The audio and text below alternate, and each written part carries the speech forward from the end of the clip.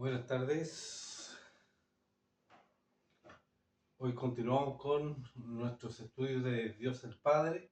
Estamos viendo los atributos morales de Dios. Hoy veremos la parte número 7, su misericordia. En nuestros estudios anteriores sobre Dios el Padre hemos visto sus atributos naturales o aquellas cosas que son solo asociadas con Dios y con ninguno, con nadie de su creación, que obviamente incluye toda la humanidad. Miramos la existencia de Dios, vimos que Él es omnisciente, que es omnipresente, omnipotente, que es eterno, que es inmutable. Vimos que nosotros no somos Dios, por lo tanto no poseemos alguno de estos atributos naturales de Dios.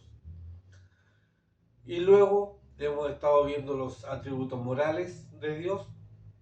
Y sí, nosotros nunca los podemos manifestar con perfección, como Dios lo hace. Es simplemente su naturaleza. Pero lo podemos manifestar cuando Dios desea o como Dios desea, mientras nosotros caminamos en el Espíritu y no en la carne.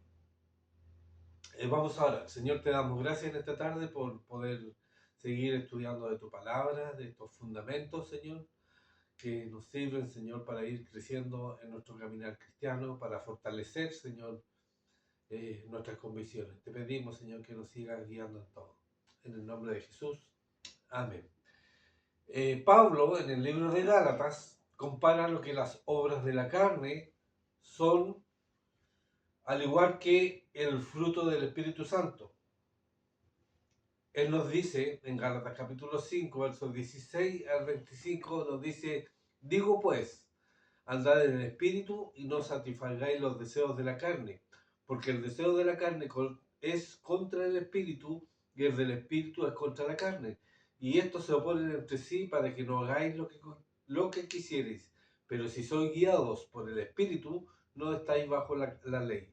Y manifiestas son las obras de la carne, que son adulterio, fornicación, inmundicia, lascivia, idolatría, hechicería, enemistades, pleitos, celos, iras, contiendas, disensiones, herejías, envidias, homicidios, borracheras, orgías y cosas semejantes a estas, acerca de las cuales os amonesto, como ya os lo he dicho antes, que los que practican tales cosas no heredarán el reino de Dios. Más el fruto del Espíritu es amor, gozo, paz, paciencia, benignidad, bondad, fe, mansedumbre, templanza. Contra tales cosas no hay ley, pero los que son de Cristo han crucificado la carne con sus pasiones y deseos.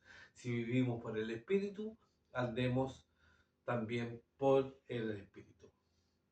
Y aquí tenemos que hacernos una pregunta. ¿Estás tú obrando o estás caminando? En otras palabras, como cristiano, el fruto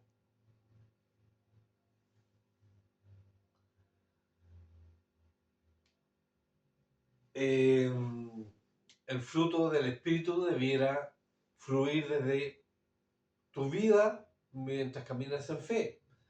Pero puedes también obrar la carne. Puedes ir en contra de lo que es tu nueva naturaleza en Cristo. Y si la carne se manifiesta, como Pablo dice, si vivimos por el Espíritu, andemos también por el Espíritu. Entonces, si estamos obrando la carne y estamos yendo en contra de lo que es estamos yendo en contra de lo que es nuestra naturaleza, la carne se va a manifestar. Ahora, en lo que va de nuestro estudio de los atributos morales de Dios, hemos visto su santidad, vimos que Dios quiere que seamos santos como Él es santo, hemos visto su justicia y también vimos que mientras vivimos nuestra fe, Dios quiere que hagamos justicia, que seamos justos. Vimos su amor, lo cual es interminable, Y si alguien quiere saber lo que es el amor, debe mirarlo a él. Así que él quiere que ese amor ágape, el amor incondicional, fluya desde nuestra vida a medida que fluye desde él. Y como les decía anteriormente, esta tarde vamos a continuar mirando los atributos morales de Dios. Y vamos a ver su misericordia.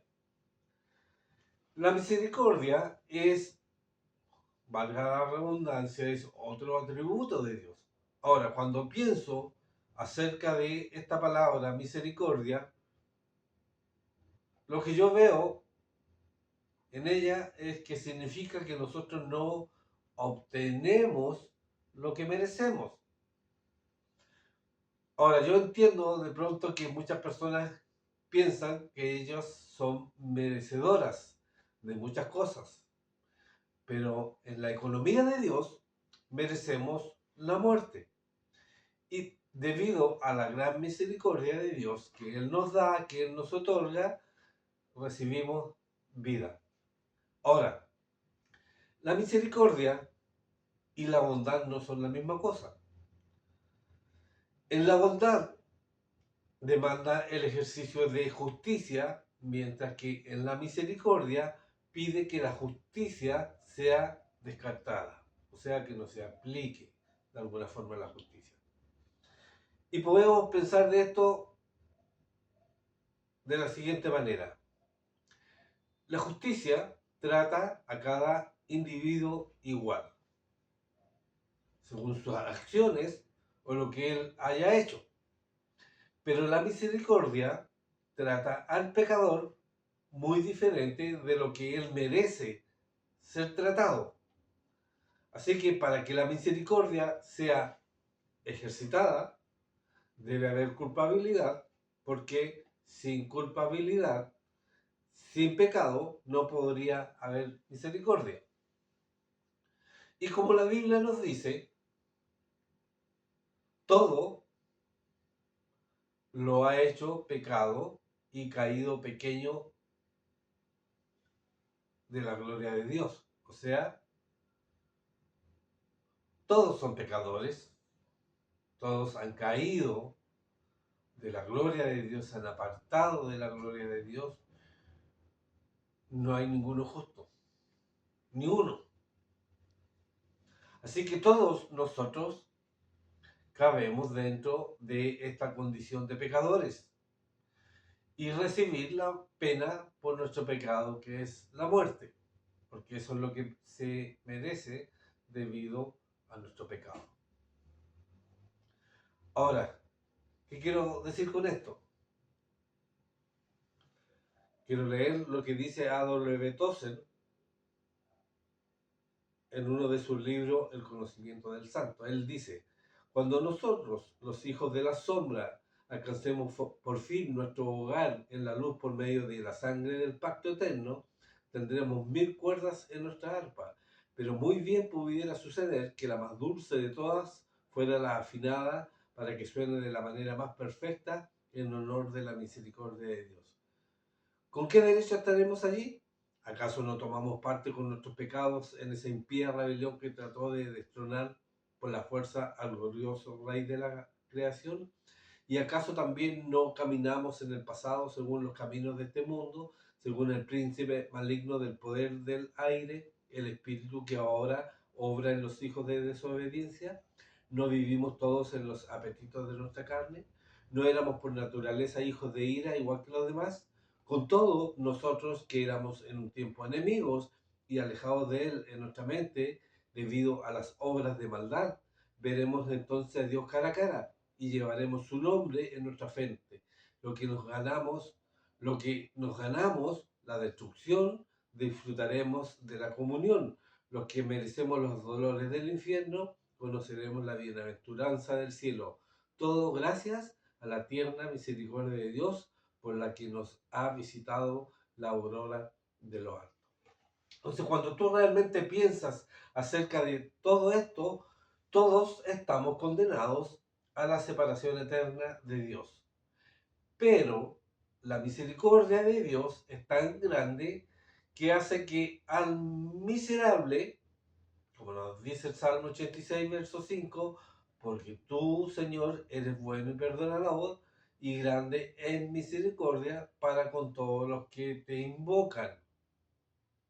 La misericordia de Dios es inmensa.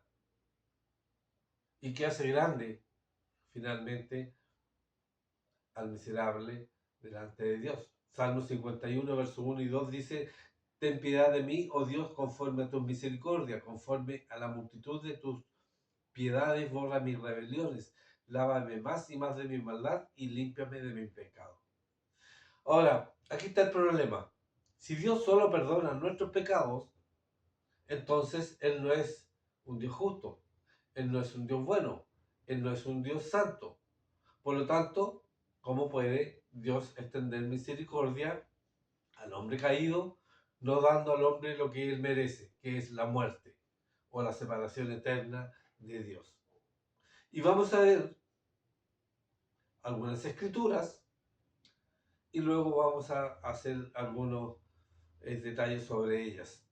Y cuando veamos lo que es dicho en las escrituras, veremos cómo Dios puede extender misericordia a la gente que no lo merece y, sin embargo, permanece siendo santo, justo en todo lo que él hace.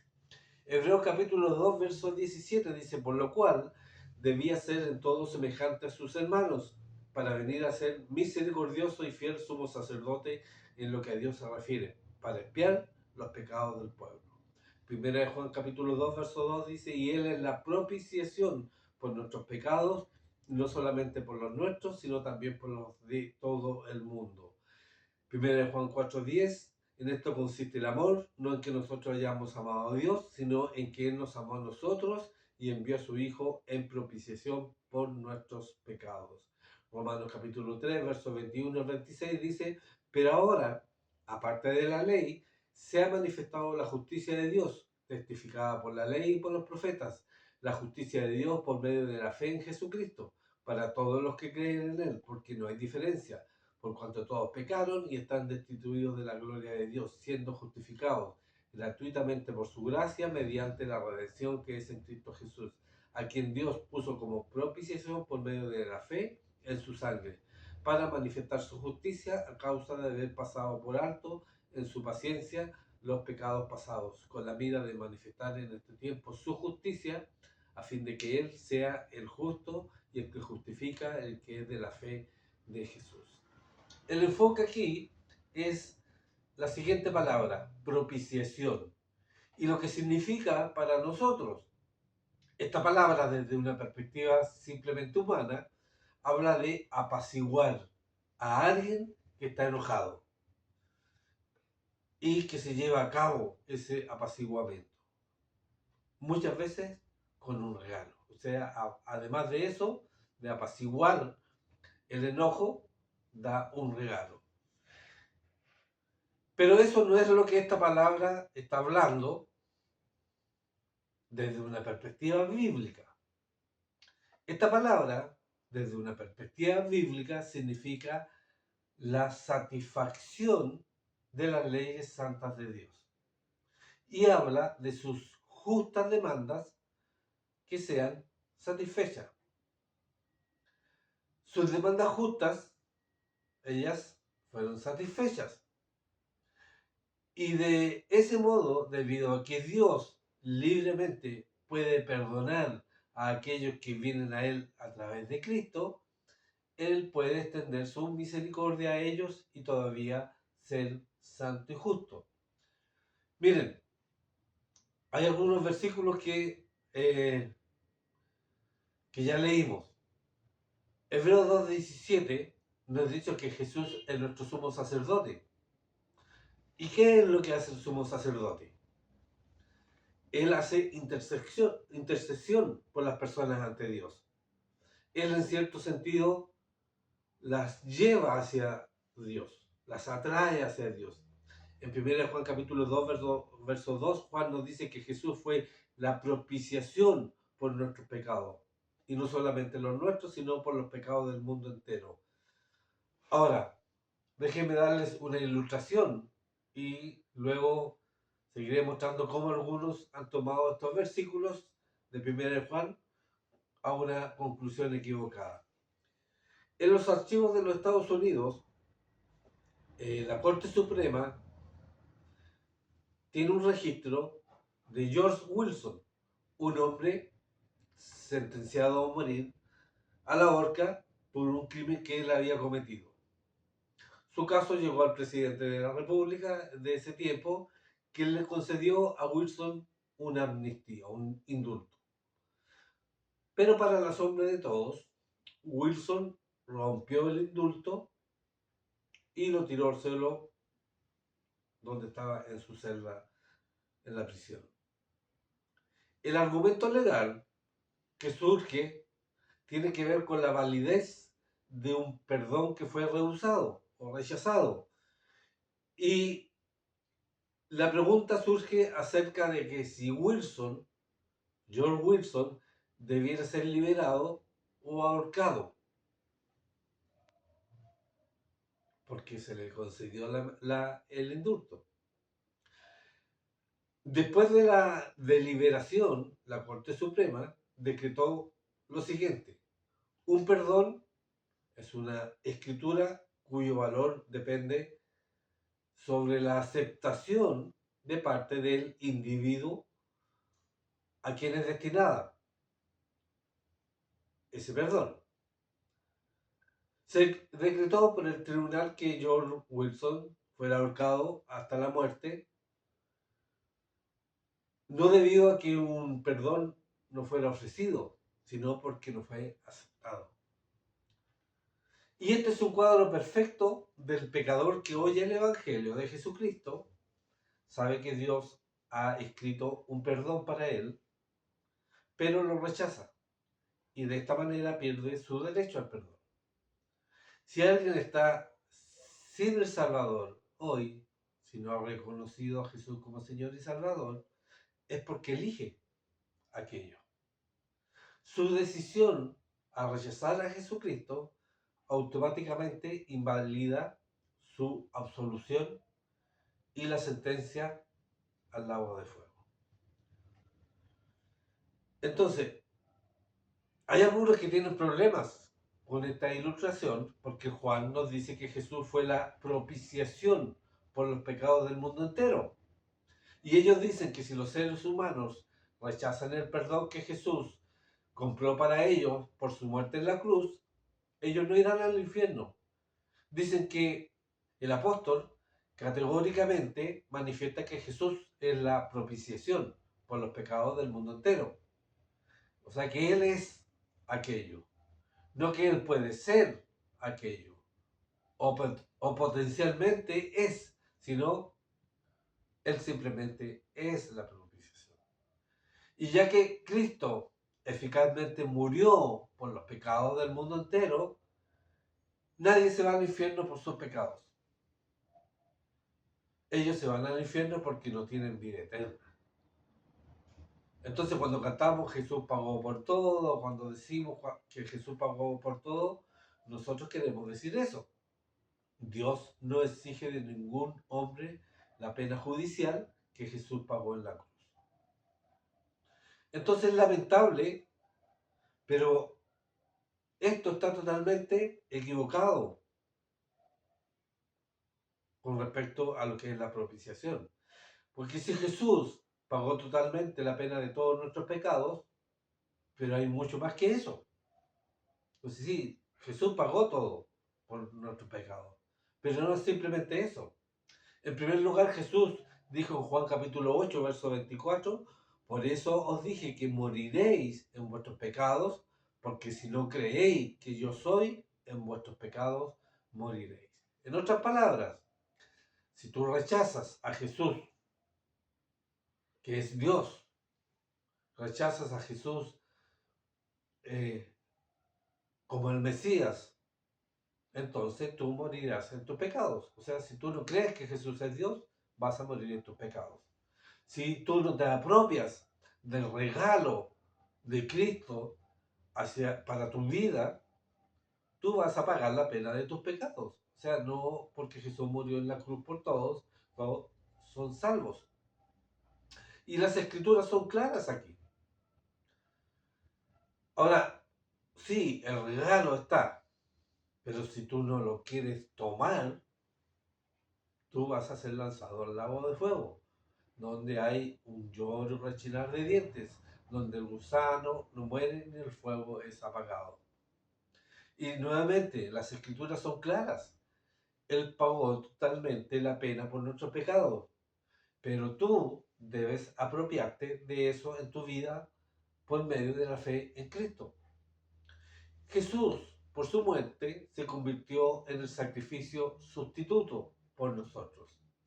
Él se convirtió en nuestra propiciación. Y cuando Él colgó en la cruz del Calvario, Él fue juzgado en nuestro lugar, mientras los pecados del mundo fueron lanzados sobre Él. Por lo tanto, el Padre, Dios el Padre, podría demostrar su justicia en el juicio contra el pecado sin afectarnos a nosotros que merecemos su juicio.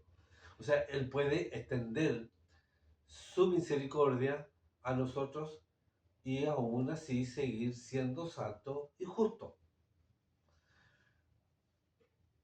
Adam Clarke dice, aquí nos damos cuenta de que Dios decidió dar la más evidente demostración de ambas cosas, de su justicia y de su misericordia.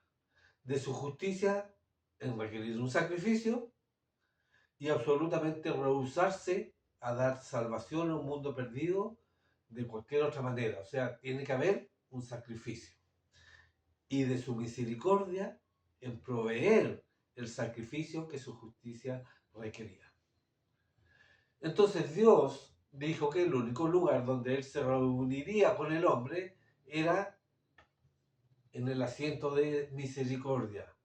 O sea, después que la sangre fuera aplicada y ahora Jesús se haya convertido en nuestra misericordia. Y su sangre derramada nos da acceso al Padre. O sea, la expiación ha sido hecha. Pero aparte de Cristo, nosotros no podemos acercarnos a Dios el Padre. Eso es lo que nos dicen las Escrituras. Es lo que dijo Jesús. En Juan capítulo 14, verso 6 dice, yo soy el camino, la verdad y la vida. Nadie viene al Padre sino por mí. Entonces, la propiciación resuelve el problema de ser objetos legítimos de la ira de Dios, ya que Jesús sobrellevó nuestros pecados en la cruz del Calvario. Él también tomó la ira de Dios, que fue debido a ti y a mí, y eso es amor en acción.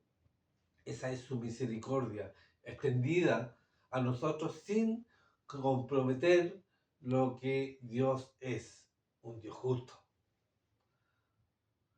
Pero algunos aún así pueden tener la siguiente pregunta. ¿Cómo puede un Dios justo, un Dios recto, justificar a un pecador y todavía ser justo? Y esta es una buena pregunta. Y la respuesta es simple también. Jesús murió en nuestro lugar. Él fue sustituto por nosotros. Y de ese modo Dios puede justificar a los pecadores y todavía ser justo porque la pena por el pecado fue pagada por Jesús. Ahora, ¿qué significa esto en Romanos 3:25? Donde dice que Dios pasó por alto en su paciencia los pecados pasados. Y él habla de aquellos que fueron salvados antes de que Jesús fuese a la cruz del Calvario. O sea, los santos del Antiguo Testamento se salvaron en el fondo como por crédito. O sea, sacaron crédito para ser salvos. Ellos no se salvaron por los sacrificios que ellos hicieron, sino se salvaron por su fe en algo que iba a venir, que todavía no era. ¿Y qué quiero decir con esto? Es que los santos del Antiguo Testamento murieron en fe esperando al Mesías venidero. Por lo tanto, Jesús les salvó sobre esa base, sabiendo que su obra haría completa expiación o compensación por sus pecados. Y de esta manera es como ellos se salvaron, no por las obras, no guardando la ley, sino creyendo en el Mesías venidero, y Él los salvó sobre esa base únicamente, el Mesías que venía. Ellos creyeron en el Mesías que venía. Dios no aceptó sus obras de justicia en ese momento. Y Él todavía no lo hace en este momento. Y déjenme explicarle cómo es esto, con la siguiente historia. Es un insulto a Dios tratar de añadir cualquier cosa a la obra terminada de Cristo. Añadir cualquier cosa a la obra terminada de Cristo, no solamente tú abaratas la obra, sino que insultas a Cristo. Por lo tanto, Dios puede extender su misericordia a nosotros y nuevamente todavía ser santo y justo, como dije anteriormente.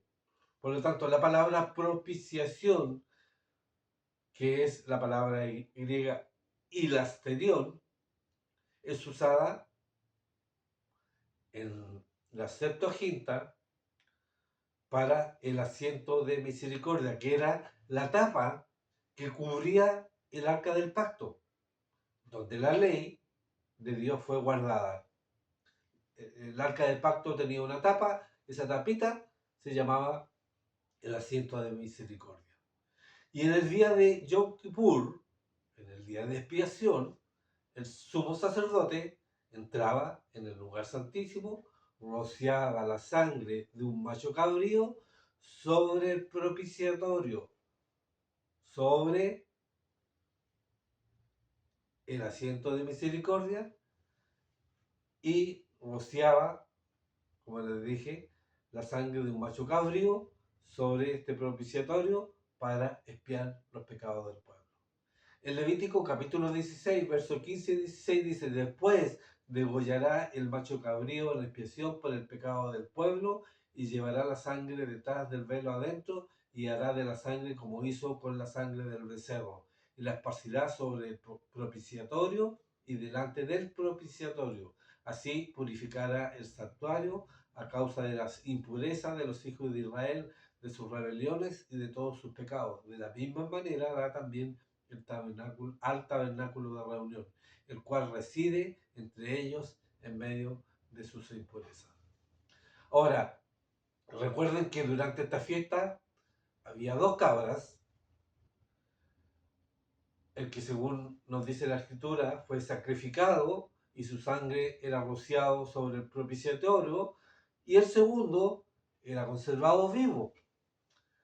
Y nos dice Levítico 16, versos 21 al 23, y pondrá Aarón sus dos manos sobre la cabeza del macho cabrío vivo, y confesará sobre él todas las iniquidades de los hijos de Israel, todas sus rebeliones y todos sus pecados, poniéndolos así sobre la cabeza del macho cabrío, y lo enviará al desierto por mano de un hombre destinado para esto. Y aquel macho cabrío llevará sobre sí todas las iniquidades de ellos a tierra inhabitada, y dejará ir el macho cabrío por el desierto. Después vendrá Aarón al tabernáculo de reunión y se quitará las vestiduras de lino que había vestido para entrar en el santuario, y las pondrá allí.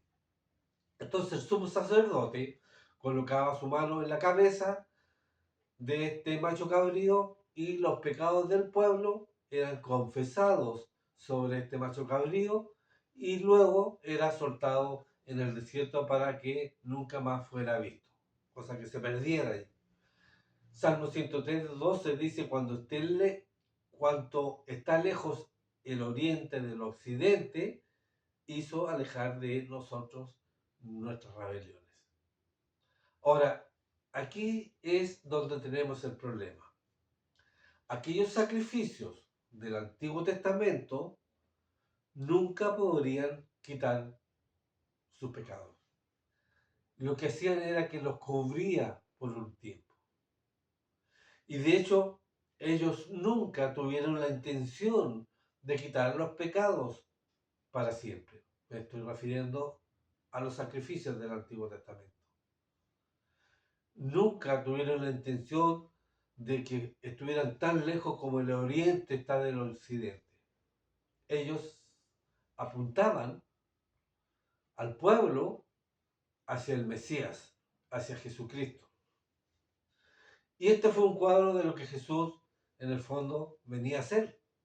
El Cordero de Dios que ha venido a quitar los pecados del mundo, y por su obra terminada nuestros pecados han sido lanzados tan lejos como el oriente está del occidente para no ser recordados nunca más. Jesús ha llegado a ser ese sacrificio perfecto y para quitar, no cubrir nuestros pecados, tal como nos dice el libro de Isaías capítulo 53 verso 4 al 6, donde dice: ciertamente llevó en nuestras enfermedades y sufrió nuestros dolores, y nosotros le tuvimos por azotado, por herido de Dios y abatido, mas el herido fue por nuestras rebeliones, molido por nuestros pecados, el castigo de nuestra paz fue sobre él, y por su llaga fuimos nosotros curados. Todos nosotros nos descarriamos como ovejas, cada cual se apartó por su camino, mas Jehová cargó en él el pecado de todos nosotros. La Biblia nos dice que las misericordias de Dios son nuevas cada mañana. Y eso es tremendo. Personalmente, para mí es tremendo. Y me imagino y estoy seguro que para ustedes también, porque necesitamos un nuevo día, necesitamos un fresco comenzar en la mañana con el Señor. Cada mañana. Y su misericordia nunca acaba. Dios nunca sale corriendo. Él nunca se cansa de extendernos su misericordia. Fluye desde Él. Nuevamente, escuchen lo que dice A.W. Tozer, referente a la misericordia de Dios. Él dice: la misericordia es un atributo de Dios, una energía infinita e inagotable interna a la naturaleza divina que predispone a Dios a ser activamente compasivo. Tanto el Antiguo como el Nuevo Testamento proclaman la misericordia de Dios, pero el Antiguo dice sobre ella más de 4 veces lo que dice el Nuevo. Debiéramos desterrar para siempre de nuestra mente la noción común pero errónea de que la justicia y el juicio caracterizan al Dios de Israel, mientras que la misericordia y la gracia pertenecen al Señor de la Iglesia. En realidad, en principio no hay diferencia alguna entre el Antiguo Testamento y el Nuevo. En las escrituras del Nuevo Testamento hay un desarrollo más pleno de las verdades redentoras, pero es un mismo Dios el que habla en ambas dispensaciones, y lo que Él dice está de acuerdo con lo que Él es. Donde quiera y cada vez que Dios aparece a los hombres, actúa como quien es, ya sea en el huerto del Edén o en el de Getsemaní. Dios es tan misericordioso como justo. Él siempre ha tratado a la humanidad con misericordia y siempre la tratará con justicia cuando su misericordia sea despreciada. Así lo hizo en los tiempos anteriores al diluvio, así cuando Cristo caminaba entre los hombres. Así lo está haciendo hoy y siempre lo seguirá haciendo por la sola razón de que Él es Dios.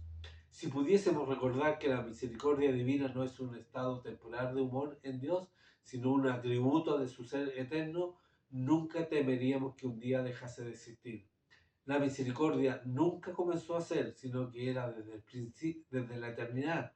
De igual manera, nunca dejará de ser, nunca será mayor, puesto que en sí misma es infinita y nunca será mejor, porque lo infinito no puede sufrir disminución.